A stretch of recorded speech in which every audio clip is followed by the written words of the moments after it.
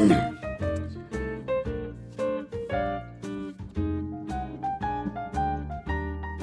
大家好，我是烂熟人设计师 Jimmy。这集呢，我们要来讨论的是这个东方表的潜水轨迹。我们会依次讲到从1950年品牌成立起步，踏入1960年全球休闲潜水的热潮，到1964年 Callender Auto Orient 开场，到1965年的 King Diver 建立了双表冠加上内旋圈的这个工具语言，以及1967年的这个 World Timer 把多个时区融合的风格。我们最后会一路讲到2021年的卡马苏，也是表迷口中的 Marco 3的第三代的家族的更新，也就是我们所谓的 RAAA 08111世代。OK， 那我们就开始吧。今天呢，我们就来一趟低调但很关键的这个潜水之旅 ——Orient 东方表的潜水轨迹。为什么我会讲低调？因为讲到潜水表，大家可能会先想到的是劳力士的 Sub、Omega Seamaster 或者是 Seiko 的潜水表，但是不要忘了，在日本还有一个一直把能带、能用、能下水放在第一位的老灵魂 Orient。这一集我不是只要讲故事，我更是要用设计师的眼光来告诉大家功能造型如何互相长出来。我们会把时间拉长，如同我刚刚跟你们讲的，你们会听到很多细节。为什么早期叫 Diver 却只有40米？双冠表到底是不是只是噱头？ F6922 跟老的469机芯差在哪里？卡马苏为什么最后会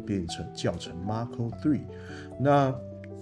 最新的 RAAA 08111到底改了些什么？还有，作为建筑跟工业设计迷，我怎么样用材料比例、界面易读性来评价它们？所以不要急着跳影片，帮我按赞、订阅、开启小铃铛，因为今天这一集就是要证明，不是只有高价才有资格谈潜水的精神。准备好了吗？我们从海面下50年前开始慢慢浮上来，从冷战到卡马苏。日本的潜水魂的半世纪的流转，你们大家知道吗？其实整个潜水表的黄金年代，应该要正式算的话，是从这个1960年代开始。那个时候，全世界陷入一种探索的浪潮。美国在太空探索，欧洲人迷上深海潜水，而日本也在那个时候从战后废墟里逐渐站起来，开始追逐一种新的梦想。机械与海洋的浪漫。那在这个年代 ，Rolex 推出 Submariner，Blancpain 推出50 Fathom， 然后 Seiko 也准备做出自己的第一支日本潜水表。而就在东京上野一个不起眼的小工厂里，一群工程师也悄悄准备着自己的潜水版本，也就是后来的 Orient。1960年 ，Orient 潜水表的起点。从1950年 Orient Watch Company 正式成立，一直到了1960年代，当全世界掀起休闲潜水风潮的时候，我们开始意识到潜水表不该只是军人或者有钱人的玩具，而是一个人人都能够负担得起的工具表。于是在1964年 Callender Auto 的这个 Orient 出现，它不只是 Orient 的第一支潜水表，它更是日本平民潜水表文化的一个起点。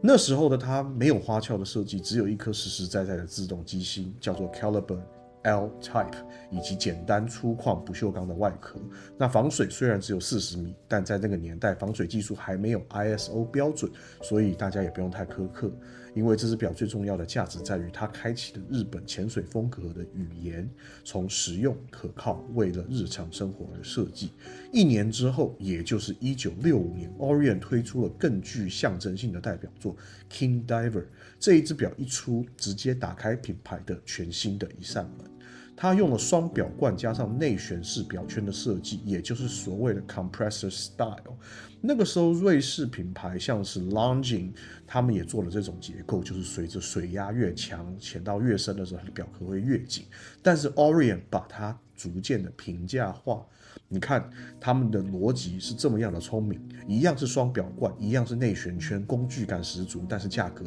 人家的一半都不到。King Diver 一开始防水40米，后来提升到70米，甚至部分的版本号称可以到100米。这种渐进式的进化，也代表着日本工业的一步一步追赶欧洲制表的脚印。那到了1970年代呢，整个钟表业被石英革命轰炸 ，Seiko 推出全世界第一只石英表 Astron， 整个市场价格大崩盘，很多老字号被迫关门，瑞士表几乎全军覆没。而 Orient 呢，他们选择不放弃机械，而是采用双线并行的方式，继续生产机械表，但是以极高性价比的价格存在于整个市场之内。而这个时期呢，他们的潜水表也没有沉寂，但是它的技术却稍微停下了一下。那时候 Orient 工程师常说的一句话就是：真正的灵魂是机械，石英它只是一个工具。那这句话为后来的 M-Force 成为了精神的核心。1990年 M-Force 登场，机械魂的复苏。1997年 Orient 重新回到潜水舞台，推出 M-Force Mechanical Force 这个系列，听名字很霸气，对吧？意思就是机械的力量。当时市面上几乎通通都是电子表，但 Orient 选择逆风而行，强调机械结构以及耐用性。M-Force 的设计粗犷厚实，表壳大到夸张，大约在43到46 mm， 很多版本都通过了 ISO 6425的认证，它是真正认证能够潜水的工具表。对照 Seiko 当时的 Prospect 系列 ，M-Force 的价格大约只有它的一半。它代表了 Orient 的态度：我们不靠行销噱头，我们靠的是真正的实力。然后到了2004年，一个偶然的诞生，出现了一个爆款 Orient Mako。原厂甚至没有打算让它变成这么红，但是网络玩家社群起了关键作用，有人在论坛上帮他取了一个绰号，叫做 Mako Shark。结果这个名字到最后红到连 Orient 官方都跟进套用了。Mako 的魅力在哪里？简单来讲，它就是一个非常平价的潜水表，但这个词让这个表变得非常性感。自制机芯 Caliber 46943，200米的防水，实心链带，旋入式表冠，夜光指针，这些配置在那个年代以$200不到，6000台币以内，1400人民币以内的价格出现，可以说是极具炸裂的存在。你们要知道，那个时候的 SKS 就是 Seiko 的 SKX 还要$250起跳， Orient 直接是几乎砍半价入市。于是全球潜水表论坛，包含 Reddit、WatchUSIC， 然后还有很多的社群，通通都在讨论它。那一刻 Orient 从日本的地方品牌变成全球玩家口中最划算的入门潜水机械表。一直到2010年后呢 ，Mako 2、Ray 2、Komatsu 的诞生。2016年 ，Orient 进行了一个重大的更新，他们推出了全新的 Mako 2跟 Ray 2，他们用上的是全新的 Caliber F6922的机芯，终于加入了手上链以及 Hacking 停秒的功能，也取消了以前在2点钟奇怪位置的星袭按钮，整体的外形更为利落、更为现代，也更接近专业潜水表的标准。紧接着来到了2019年 ，Komatsu 正式登场。其实它的日本的意思叫做梭鱼，象征速度跟攻击性。它保持了 F6922的机芯，但是最大的升级是蓝宝石镜面，让它的抗刮性大幅提升，也正式进入了中阶瑞士腕表抗衡的领域。Komatsu 外形更侵略，指针设计锐利，夜光饱和，而且整个的这个饱满程度非常的漂亮，整体风格已经完全的现代化。这只表几乎成为每一个潜水表玩家入门的玩家必收款。直到了近年2020年呢，复古回归的 Orient Star 系列它又被挖了出来。Orient Star Diver 1964以及 King Diver 的复刻版我们刚刚讲的 King Diver 就是在1964年隔年1965年推出的 King Diver 那一个版本的复刻版。这一些款式结合复古外观以及现代规格，其中包含200米的防水、蓝宝石的镜面、动力储存显示，让整个品牌的历史线重新被串了起来。从1964年的 Calendar Auto 到现在的 Kamasu， 你可以看到日本职人对于持续改善这一件事情的执念，不是一夜成名，而是一步一脚印的往前走。所以其实我们大概回头看一看这60年的 Orient， 其实潜水表讲了一个非常朴实的故事。它既没有明星的代言，也不靠名气争场面，但是一直默默的改造，默默的变好。对于吉米来说，这种品牌我觉得非常非常的迷人，因为他们做表不是为了炫，而是为了让更多人能够戴上一只真正好用的机械潜水表。而这一种诚实的精神，其实比任何行销口号都更能打动玩家。Orient 设计潜水表，它从设计的角度去拆解，把3条关键的语言串起：工具的逻辑、日常的友善以及时代的映射。工具的逻辑就要从1965的 King Diver 双表冠、内旋表圈，本质就是潜水安全性的设计。第一个，降低误触的风险，然后把读时变单纯，面盘多为高对比的刻度，夜光浑，面积够，指针简明。简单来讲，界面设计早期的一个典范。1969 King Diver 1000则是把刻度厚实化，外观更仪表板，把能用推到视觉为中心，是主角。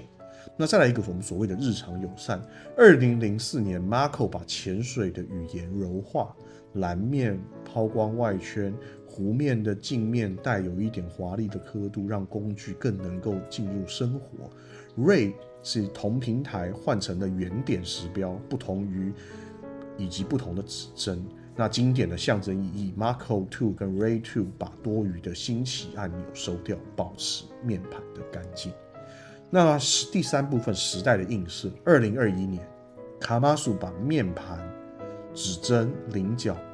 弄得更紧凑，蓝宝石镜面加上厚的夜光，让现代感以及耐用同步升级。2022的 Mako 3 RAAA08111，也就是现在我们市面上最容易买到的版本，它在渐层面盘更讲究，而且表面的处理更为刁钻，这是一种情绪、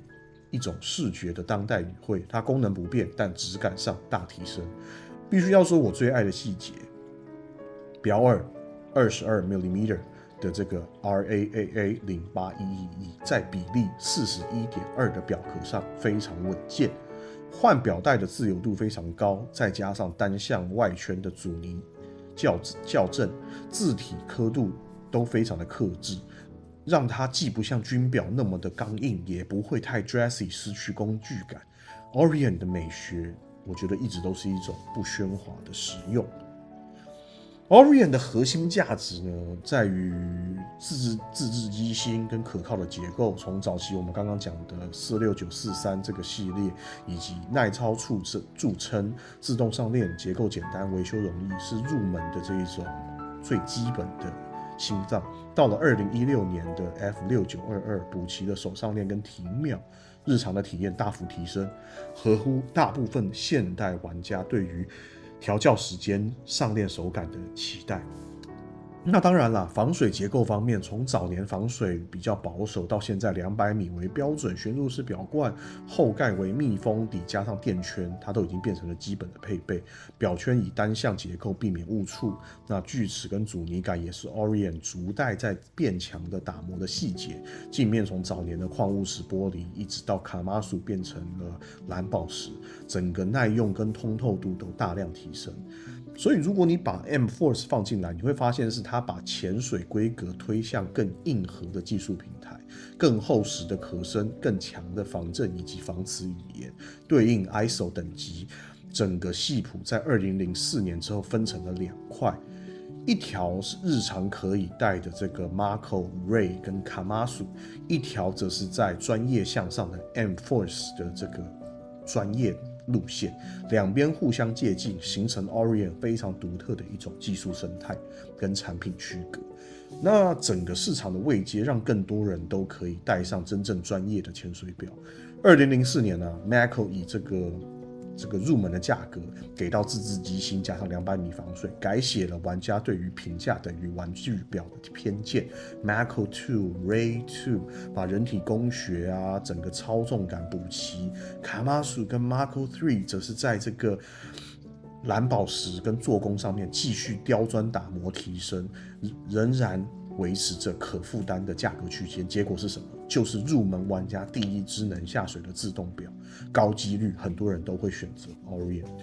那同价位的瑞士品牌或日本其他品牌，